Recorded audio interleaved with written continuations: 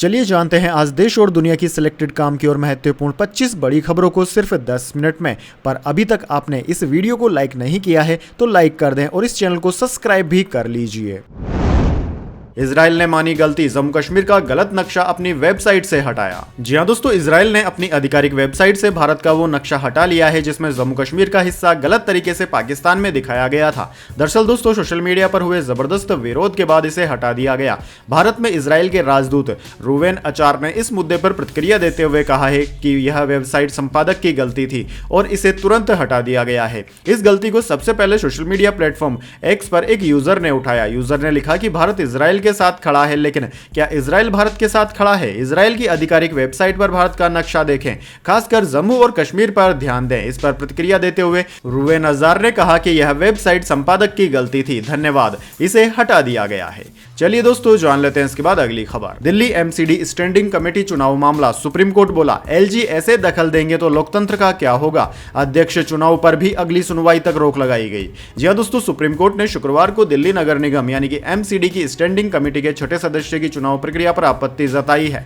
Court ने उपराज्यपाल VK Saxena के एमसीडी एक्ट की धारा 487 का इस्तेमाल पर भी सवाल उठाया है। कोर्ट ने लोकतांत्रिक प्रक्रिया में एलजी के दखल देने और मेयर शैली ओबेरॉय को नजरअंदाज करने पर भी प्रश्न उठाया। जस्टिस पीएम नरसिम्हा और जस्टिस आर महादेवन की पीठ ने एलजी की ओर से पेश सीनियर एडवोकेट धनंजय जैन से पूछा कि धारा 487 के तहत चुनाव में बाधा डालने का अधिकार आपको कहां से मिला, खासकर जब स्टैंडिंग कमेटी के सदस्य का चुनाव हो। आपको इतनी जल्दी क्या थी कि आप 2 दिन में ही चुनाव कराना चाहते थे? अगर आप इस तरह से दखलंदाजी करते रहेंगे तो लोकतांत्रिक प्रक्रियाओं का क्या होगा। चलिए दोस्तों जान लेते हैं अगली खबर। विदेश मंत्री जयशंकर पाकिस्तान जाएंगे। 15-16 अक्टूबर को एससीओ की बैठक में शामिल होंगे। 2015 में सुषमा स्वराज के बाद भारतीय नेता का पहला दौरा।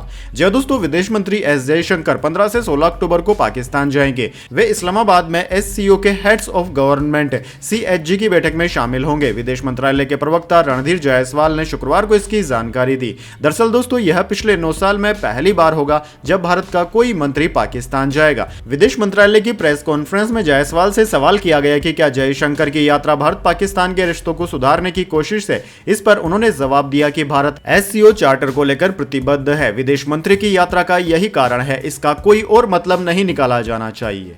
चलिए दोस्तों जान लेते हैं अगली खबर। महाराष्ट्र विधानसभा के डिप्टी स्पीकर मंत्रालय की बिल्डिंग से कूदे, तीसरी मंजिल से छलांग लगाई, नीचे जाल रहने के कारण बच गई जान। जी हां दोस्तों, आपने बिल्कुल सही सुना। महाराष्ट्र विधानसभा के डिप्टी स्पीकर नरहरि रिजवाल ने शुक्रवार को मंत्रालय की तीसरी मंजिल से छलांग लगा दी। उनके साथ विधायक हीरामन खोसकर भी कूद पड़े। हालांकि नीचे जाल रहने के कारण उनकी जान बच गई। दोनों आदिवासी विधायक जाल में फंस गए थे। मौके पर पहुंची पुलिस ने उन्हें बाहर निकाला। ऊंचाई से गिरने के कारण झिरवाल की गर्दन पर चोटें आई है। उनका ब्लड प्रेशर भी बढ़ गया। उनकी जांच के लिए डॉक्टरों की एक टीम मंत्रालय पहुंची। दरअसल दोस्तों, आपको बता दें, झिरवाल उप मुख्यमंत्री अजीत पवार की एनसीपी गुट के विधायक है। वे धनगर समाज को एसटी का दर्जा देने की मांग पर सरकार के विचार करने के फैसले का विरोध कर रहे हैं, जबकि झिरवाल खुद शिंदे सरकार का हिस्सा हैं। इस मामले को लेकर झिरवाल और अन्य आदिवासी विधायकों ने शुक्रवार 4 अक्टूबर को मुख्यमंत्री एकनाथ शिंदे से मुलाकात की थी। हालांकि जब बात नहीं बनी तो उन्होंने मंत्रालय की तीसरी मंजिल से छलांग लगा दी।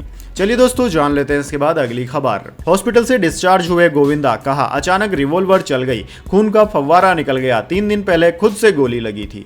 जी हां दोस्तों, मंगलवार सुबह एक्टर गोविंदा के पैर में गोली लग गई थी, जिसके बाद उन्हें अस्पताल में भर्ती कराया गया था। अब हॉस्पिटल में 3 दिन डॉक्टरों की निगरानी में रहने के बाद गोविंदा डिस्चार्ज हो गए हैं। गोविंदा ने घटना वाली रात का जिक्र किया। उन्होंने कहा कि मुझे विश्वास नहीं हुआ कि ये क्या हो गया। मैं एक शो के लिए कोलकाता निकल रहा था, सुबह 5 बजे का टाइम था। मैं रिवॉल्वर साफ करने लगा, गलती से ट्रिगर चल गया। मैं ऐसी अवस्था में था कि गोली सीधे मेरे पैर पर जा लगी। पैर से खून का फव्वारा बहने लगा। मैंने खुद से ही वीडियो रिकॉर्ड करके अपने डॉक्टर को भेज दिया। अब यही कहूंगा कि ऐसे मामले में सतर्कता बरतनी चाहिए, ऐसा किसी के साथ नहीं हो, यही मैं कामना करता हूं।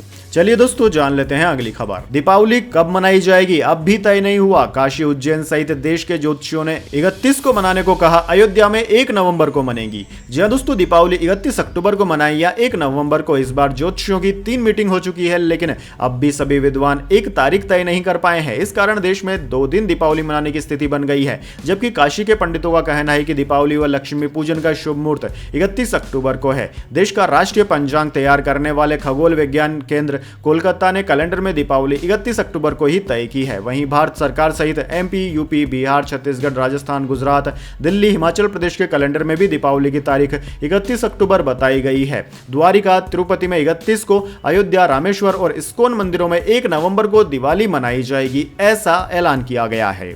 वैसे दोस्तों कमेंट करके बताइए आप दीपावली कौन सी तारीख को मनाने वाले हैं। चलिए जान लेते हैं अगली खबर। बम से उड़ा देंगे, बेंगलुरु के 3 कॉलेजों को मिली धमकी, ताज एंड होटल्स को भी गया ऐसा ही मेल, फैल गई सनसनी। जी हां दोस्तों, बेंगलुरु के BMS college, MS Ramaiah college और बीआईटी कॉलेज को शुक्रवार 4 अक्टूबर को बम से उड़ाने की धमकी मिली। ये धमकी ईमेल के जरिए भेजी गई थी। इसके बाद कॉलेज परिसरों में अफरा तफरी का माहौल हो गया। बम की खबर मिलते ही बम निरोधक यूनिट को आनन फानन में बुलाया गया। वहीं दोस्तों बेंगलुरु साउथ के डीसीपी ने बताया कि बम निरोधक दस्ते के साथ अन्य विशेष टीमें सक्रिय रूप से इस धमकी की सत्यता की पुष्टि करने के लिए काम कर रही है। हनुमंत नगर पुलिस स्टेशन में धमकी के स्रोत का पता लगाने के लिए एक मामला भी दर्ज किया गया है। चलिए दोस्तों जान लेते हैं अगली खबर। देश का मानसून ट्रेकर, बिहार समेत 16 राज्यों में बारिश का हाई अलर्ट। बंगाल में 50 किलोमीटर की रफ्तार से हवाएं चलेंगी। एमपी में दशहरा तक वर्षा नहीं। जी हां दोस्तों, देश के अधिकतर राज्यों से मानसून विदा ले चुका है। भारतीय मौसम विज्ञान विभाग के मुताबिक शुक्रवार को बंगाल की खाड़ी में लो प्रेशर बनने की संभावना है, जिससे पश्चिम बंगाल, बिहार, झारखंड सहित कई राज्यों में भारी बारिश की संभावना है। आईएमडी ने 16 राज्यों में बारिश का अनुमान जताया है। पश्चिम बंगाल और बांग्लादेश के तटों पर 40 किलोमीटर से लेकर 50 किलोमीटर प्रति घंटे की रफ्तार से हवाएं चलेंगी। मछुआरों को समुद्र में नहीं जाने की सलाह भी दी गई है। वहीं दोस्तों बिहार के 20 जिलों में बारिश और आकाशीय बिजली गिरने की भी संभावना है। राज्य के 17 जिलों में 14.62 लाख आबादी पहले से ही बाढ़ के पानी से घिरी हुई है। ऐसे में भारी बारिश से लोगों की परेशानी और भी बढ़ सकती है। दूसरी तरफ दोस्तों राजस्थान, गुजरात में बारिश नहीं हो रही है। मध्य प्रदेश में दशहरा तक बारिश का अलर्ट नहीं है। राज्य के ग्वालियर में 3 अक्टूबर को तापमान 36.6 डिग्री सेल्सियस पहुंच गया था, जो कि काफी ज्यादा गर्म है। चलिए दोस्तों जान लेते हैं इसके बाद अगली बड़ी खबर। प्रधानमंत्री मोदी आज कौटिल्य आर्थिक सम्मेलन में भाग लेंगे। इवेंट में भारतीय और ग्लोबल साउथ की इकोनॉमी पर चर्चा होगी। जी हां दोस्तों, प्रधानमंत्री मोदी तीसरे कौटिल्य आर्थिक सम्मेलन में भाग लेंगे। इस दौरान प्रधानमंत्री मोदी वहां मौजूद लोगों को संबोधित भी करेंगे। यह कौटिल्य कॉन्क्लेव का तीसरा एडिशन है। कार्यक्रम में दुनिया भर से करीब 150 नेशनल और इंटरनेशनल एजुकेशनिस्ट और पॉलिसी मेकर्स भी पार्टिसिपेट करेंगे। कॉन्क्लेव आज शाम 6:30 बजे ताज पैलेस होटल, नई दिल्ली में शुरू होगा। चलिए दोस्तों जान लेते हैं अगली खबर। YouTube क्रिएटर्स के लिए खुशखबरी, इस दिन से बना पाएंगे 3 मिनट की लंबी वीडियो। जी हां दोस्तों, YouTube ने अपने शॉर्ट्स फीचर्स में कई बड़े अपडेट करने की घोषणा की है। 15 अक्टूबर से प्लेटफॉर्म शॉर्ट्स के लिए वीडियो लिमिट को 1 मिनट से बढ़ाकर 3 मिनट कर देगा। यह अपडेट उन शॉर्ट्स पर लागू होगा जो स्क्वायर या फिर टॉलर एस्पेक्ट्स रेशो में बनाए जाएंगे। इसके अलावा यह अपडेट 15 अक्टूबर से पहले शूट किए गए वीडियो पर लागू नहीं होगा। चलिए दोस्तों जान लेते हैं अगली खबर। हाथ में राइफल, माइक से इजराइल को धमकी, चर्चा में ईरान के सुप्रीम लीडर खोमेनी की यह तस्वीर। जी हां दोस्तों, ईरान के supreme leader Ayatollah Ali Khomeini ने शुक्रवार को हजारों लोगों को संबोधित किया। हिजबुल्लाह के मारे गए चीफ हसन नसरुल्लाह को याद करते हुए तेहरान की ग्रैंड मस्जिद में बड़ी संख्या में लोग नमाज अदा करने पहुंचे थे। खोमेनी ने दुनिया भर के मुसलमानों से एकजुट होने की अपील की है। इस दौरान ईरान के सुप्रीम लीडर के एक हाथ में राइफल नजर आई। खोमेनी जब लोगों को संबोधित कर रहे थे तब वह अपने एक हाथ में राइफल पकड़े हुए थे। एक वीडियो में उन्हें राइफल के साथ देखा जा सकता है। दरअसल दोस्तों, ईरान के लोगों को संबोधित करते हुए खोमेनी ने कहा कि आप लोग अल्लाह के बताए रास्ते से न हटें। मुसलमान एकजुट रहे, हमें एकजुट होकर रहना होगा, हमें प्यार मोहब्बत से रहना होगा। इजराइल के खिलाफ गुस्से का इजहार करते हुए खोमेनी ने कहा कि इजराइल ने फिलिस्तीन के इलाकों पर नाजायज कब्जा कर रखा है। उन्होंने कहा कि हिजबुल्लाह चीफ हसन नसरुल्लाह की रुखसतगी हमारे लिए अपूरणीय क्षति है। ईरान ने इजराइल को मिसाइल से करारा जवाब भी दिया है। चलिए दोस्तों जान लेते हैं अगली खबर। अमेरिकी रिपोर्ट में दावा, भारत में अल्पसंख्यकों पर हमले हुए। भारत का जवाब, यह हमारे खिलाफ प्रोपेगेंडा, हमारी छवि खराब करने की कोशिश है। जी हां दोस्तों, भारत ने गुरुवार को अमेरिका की धार्मिक आजादी की रिपोर्ट को खारिज कर दिया। भारत के विदेश मंत्रालय ने कहा है कि धार्मिक मामलों पर बना अमेरिकी कमीशन USCIRF निष्पक्ष संस्था नहीं है। यह भारत को लेकर गलत तथ्य पेश करके हमारी छवि खराब करना चाहता है। हम उनकी रिपोर्ट को खारिज करते हैं। दरअसल दोस्तों, अमेरिकी कमीशन ने 2 अक्टूबर को धार्मिक स्वतंत्रता पर एक रिपोर्ट जारी की थी। इसमें कहा गया था कि भारत में धार्मिक अल्पसंख्यकों को लेकर झूठ फैलाया गया है और उनकी बुनियाद पर उन पर हमले भी किए गए। इसके अलावा उनके पूजा स्थलों को भी निशाना बनाया गया है। इस पर दोस्तों विदेश मंत्रालय के प्रवक्ता रणदीप जायसवाल ने कहा कि कमीशन को एक एजेंडा पर आधारित रिपोर्ट शेयर करने से बचना चाहिए। उसे अपने समय का इस्तेमाल अमेरिका में मानवाधिकारों से जुड़े मुद्दे उठाने पर करना चाहिए।